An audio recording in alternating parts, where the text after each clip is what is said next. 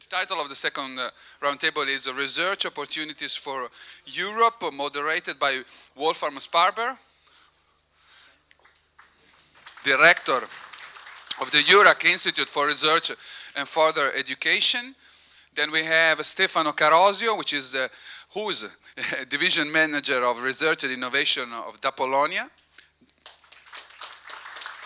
Giampiero Celata, Head of Technical Unit for Advanced Technology of ENEA. ENEA is the Italian National Agency for New Technology, Energy and Sustainable Economic Development. Please, Mr. Celata. Mr. Orallo is in substitution of Mr. Celata. The Professor Ennio Macchi, Head of Department of Energy, Polytechnic of Milano. I took my degree there. And finally, Peter Schossing, Head of Department of the Fraunhofer Institute for Applied Research that you already know. Please, I remember you have 40 minutes for the discussion. If anybody needs slides, here is the remote control, please. So, challenges for research. Good afternoon, ladies and gentlemen. I'd like to start this discussion. Maybe I can stand so that I can see my slides. I'd like to start this discussion with some introductory slides, so as to open the discussion and so to stir some issues. We've seen some statistics showed by Thomas Novak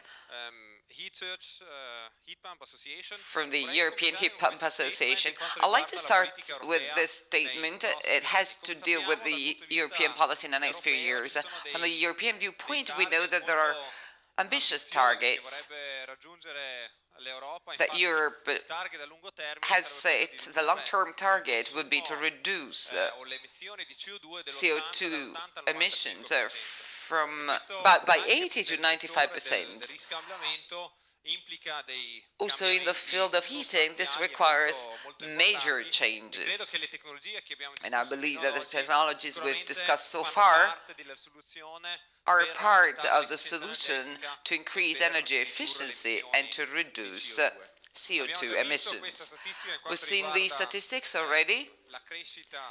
It reflects the market growth. Now, I'd like to take a step further in the field of European Technology Conference, Heating and Cooling. Last year, we tried to make an overview where the European market in the field of renewables and energy efficiency might go. As you can see, initially the technological platform is made up of 4 sub-panels: geothermal, biomass, thermal solar energy, and cross-cutting technology panel. Initially, the curve was dominated by geothermal heat, biomass, and solar energy. Only during the discussion did we identify that the potential of heat pumps is big and must be integrated as a separate chapter. After weeks of discussions and months of data analysis, this is the chart that resulted from that. As you can see, in light blue and in brown, light brown, those 2 areas reflect this data. Also, the IAA, when they elaborated the building energy efficiency in heating and cooling, they estimate the potential of heat pumps is major and will grow over the next few years, including different technologies, as was mentioned before. This is a chart by the European Heat Pump Association, and it reflects the possible development of the market that they envisage and how they expect a certain overlap of the 2 technologies. In the past, they were clearly divided. On the one hand, heating, on the other hand, cooling. On the right, we are moving towards reversible heat pumps, both electrical and thermally driven. From the research viewpoint, I'd like to divide the discussion that we will have later on in areas that are more related to basic research and another area more on technology and applications, starting with materials and then further into components, how components can be optimized, what can be done in the field of component research, and what work needs to be done with system integration, increasing the efficiency of the whole system, how to integrate the systems, and also management of systems, and then test procedures, laboratories, and so on. Let's have a brief overview and make some considerations together. We're talking about materials, absorption materials, we're talking about optimization of heat exchangers in different areas, and then components like external outdoor units, air units, but also components such as pumps. We're talking about controls, storage, how they can be integrated into the systems, or we can talk about how we can better integrate and optimize hybrid systems and systems that are very often complex.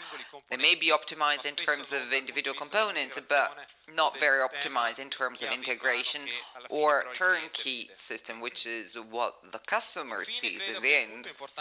Another important point that I would like to discuss with you today deals with testing and simulation procedures, because these must provide clear information. This is what the customer will see on the market, and then we should clarify what we should expect, offer the possibility to buy different systems and make comparisons in terms of efficiency and energy consumption and use over the day.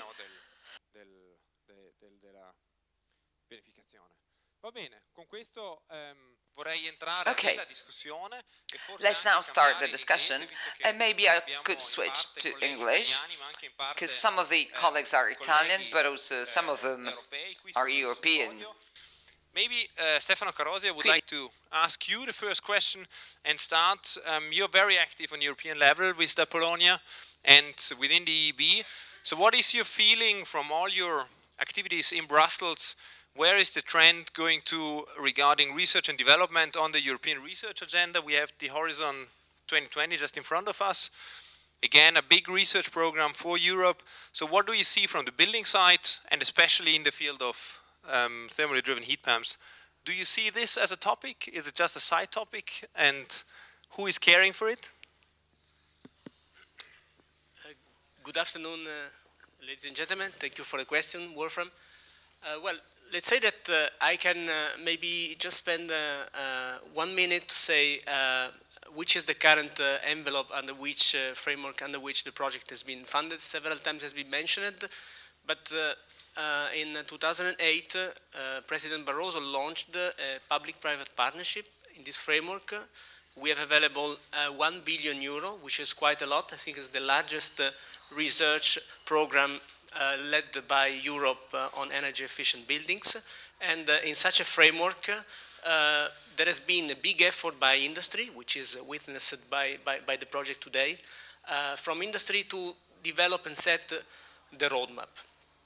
In this roadmap, which I had the pleasure to lead as a co-chairman with the Commission of an expert group, we had the potential to identify a number of challenges, which we can, let's say, group around 3 main areas. One is existing building, as it was mentioned today, to try to reduce the energy use, but nevertheless also take care of the renewables, which has a lot of challenges, and this project deal with such challenge in a very cost-effective way, as it was mentioned, and very profitable, possibly.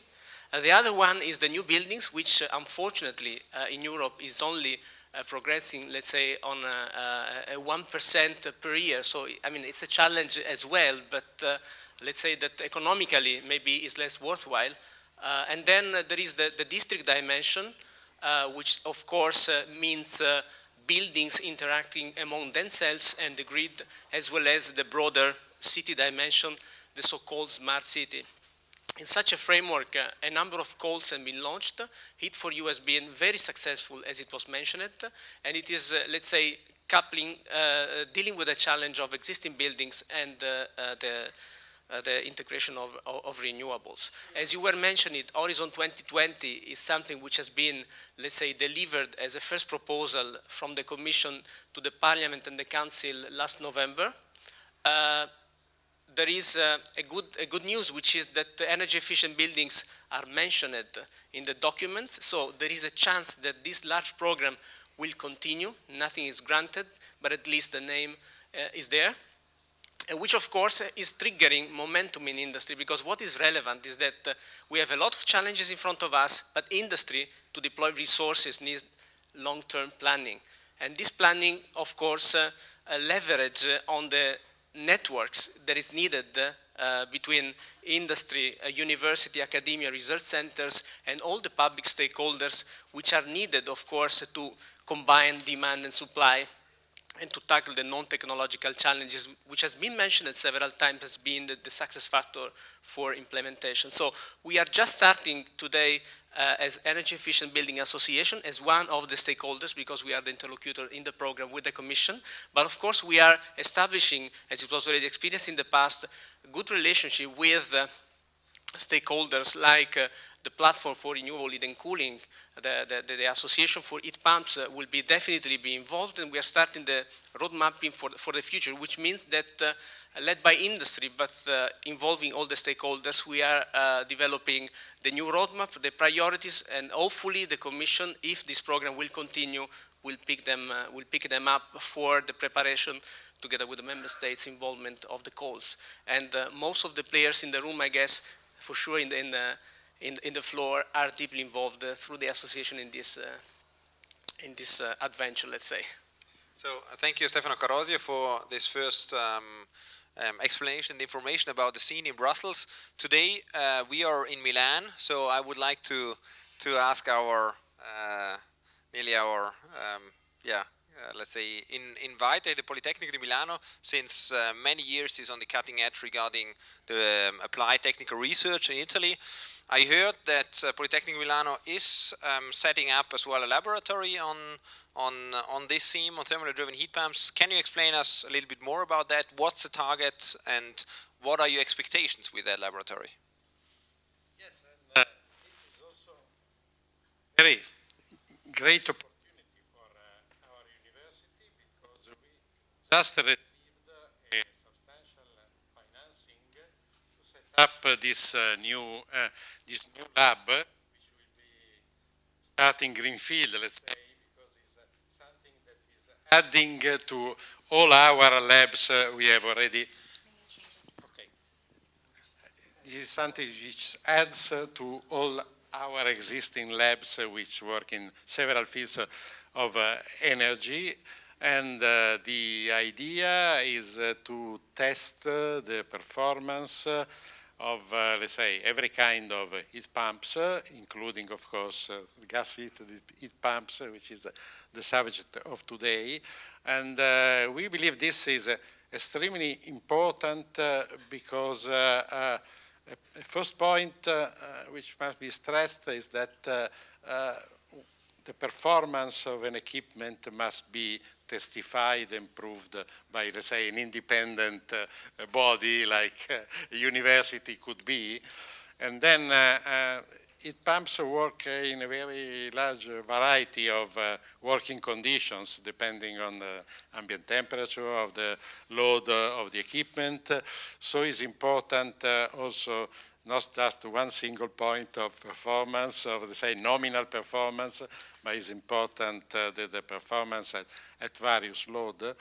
And because of that, we are going also to perform activities on the field to test the actual performance of the equipment in a real environment, which especially for the heat pumps which take the heat from air is an extremely important factor because there is this problem of frost formation, and this is quite difficult to simulate in a lab, and if you are going to make standard rules, this is almost impossible. I'm working in the refrigeration industry since many years and never succeeded to find a technical rule to measure the performance of an evaporator with frosting conditions. So the work of monitoring a lot of plants is also important, like it is important, let's say, to do very precise measurement in an independent body, like will be our lab. We have a very strict time schedule. I am the director of the department, so the problem is not mine, but is of Professor Motta, who is here, who is in charge of this. So he will have a very strong activity in this, let's say, next 2 years, because that will be, is really a very important contract we got, and from the Lombardy region, as it was mentioned, from the minister, and Polytechnic has a very good tradition, it's a very good name, and we want to confirm to these important, let's say, partners that if we take some role, we will do it. So I hope if you have other conferences like this in the next couple of years, we can invite you to visit our new lab on that. Thank you very much. It would be a pleasure for me to come and visit it, as we at Euraca as well are working in that field, mainly on the solar cooling side, so not so much on the heating side. So we have a small lab as well running, more for the cooling side, but I think the applications which in the Polytechnic are going to be done are very important and will help to promote this technology further in Italy. Maybe from Italy we move to Germany. Peter Schossig is working for Fraunhofer Institute for solar energy research in Freiburg. You're dealing mainly with solar energy, but not only. In fact, one keyword Mr. Ennio Macchi said is we need a testing, but we need as well experiences from the field. Fraunhofer Institute has brought forward in electrical driven heat pumps a very large monitoring campaign, monitoring more than 112 heat pumps in different buildings in southern Germany and Switzerland, with I think very interesting results. What are your experiences in the field of thermally driven heat pumps and gas driven heat pumps?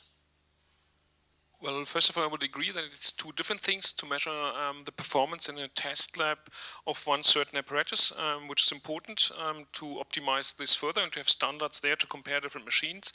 But indeed, it's a totally different world if you then leave your lab and place the machinery in real life installations and monitor it for a while. For example, as you mentioned, we run this field test for electrical heat pumps for more than 3 years. I think meanwhile it's about 200 heat pumps we have in the field. And what we see there is that the system is the important key issue. We always got these phone calls, well, now you monitor 200, tell me which one is the best. And then we say, well, if you look at this graph, you see the same machine, it's belong the 5 worst and it's belong the 5 best. So the answer is, it's really about how you design your system adapted to the needs of the customer. So it's really about quality assurance in the field and about system optimization. It's of course good if we bring the machinery from maybe 1.6 to 1.65, and I expect Robert to do so inside the project. But that's why I like this project so much, because then where come the partners into play. Then we need partners like Bosch, which really knows on the system approach, and I really trust in their abilities to train the installers as well to really come to good, trustworthy systems in the field. Thank you very much, Peter Schossig, for this impression from your side. Giuseppe Corallo from Enea. Enea is as well very active, is one of the leading actors on Italian national level in energy research. So can you say 2 words about the activities of Enea in the field of thermally driven heat pumps, and mainly as well in the field from the system level? Mr. Schossig told us that in their experience the system really makes a difference, so we have to look at the system. Do you share this view? Condivide questo punto di vista? Sorry, I'm going to speak in Italian. ENEA activities on heat pump starts in the 1980s with the oil crisis at an international level. We had two lines, one for absorption machine and one high-level testing line. And then we also had a line for developing absorption machine, which is still operative today. In these two lines of activity, we now focus only on heat, and today on heat for you, on reversible machine, heat and cold, geothermal, and now we are trying to experiment a new machine, small, medium machine for housing, hot water fed. And we are also studying complete systems. So we examine and study compression machine, wind assisted through low temperature solar panel in order to characterize, to be able to study all the features of the technology with great results from the viewpoint of both financially and technically. Thank you for your remarks.